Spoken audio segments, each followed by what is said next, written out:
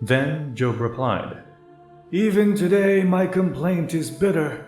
His hand is heavy, in spite of my groaning. If only I knew where to find him. If only I could go to his dwelling. I would state my case before him and fill my mouth with arguments. I would find out what he would answer me and consider what he would say to me. Would he vigorously oppose me? No, he would not press charges against me. There the upright can establish their innocence before him, and there I would be delivered forever from my judge. But if I go to the east, he is not there. If I go to the west, I do not find him. When he is at work in the north, I do not see him. When he turns to the south, I catch no glimpse of him. But he knows the way that I take. When he has tested me, I will come forth as gold. My feet have closely followed his steps. I have kept to his ways without turning aside. I have not departed from the commands of his lips. I have treasured the words of his mouth more than my daily bread. But he stands alone, and who can oppose him? He does whatever he pleases. He carries out his decree against me, and many such plans he still has in store. That is why I am terrified before him. When I think of all this, I fear him. God has made my heart faint. The Almighty has terrified me. Yet I am not silenced by the darkness, by the thick darkness that covers my face. Why does the Almighty not set times for judgment? Why must those who know him look in vain for such days? There are those who move boundary stones. They pasture flocks they have stolen. They drive away the orphan's donkey and take the widow's ox in pledge. They thrust the needy from the path and force all the poor of the land into hiding. Like wild donkeys in the desert, the poor go about their labor for foraging food. The wasteland provides food for their children.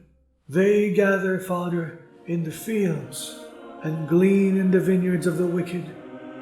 Lacking clothes, they spend the night naked. They have nothing to cover themselves in the cold. They are drenched by mountain rains and hug the rocks for lack of shelter. The fatherless child is snatched from the breast. The infant of the poor is seized for a debt. Lacking clothes, they go about naked. They carry the sheaves, but still go hungry. They crush olives among the terraces. They tread the winepresses, yet suffer thirst. The groans of the dying rise from the city, and the souls of the wounded cry out for help. But God charges no one with wrongdoing. There are those who rebel against the light, who do not know its ways or stay in its paths. When daylight is gone, the murderer rises up, kills the poor and the needy, and in the night steals forth like a thief. The eye of the adulterer watches for dusk. He thinks, "No eye will see me," and he keeps his face concealed. In the dark, thieves break into houses, but by day they shut themselves in.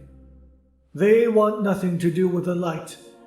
For all of them, midnight is their morning. They make friends with the terrors of darkness, yet they are foam on the surface of the water.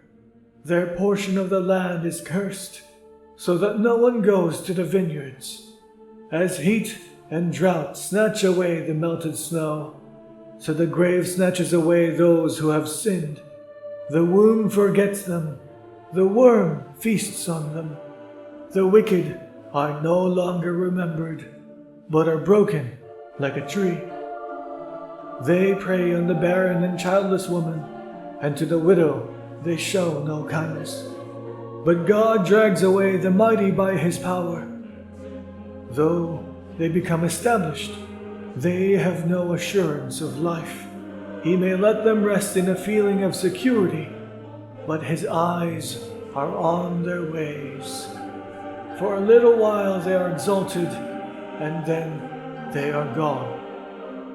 They are brought low and gathered up like all the others. They are cut off like heads of grain. If this is not so, who can prove me false and reduce my words to nothing?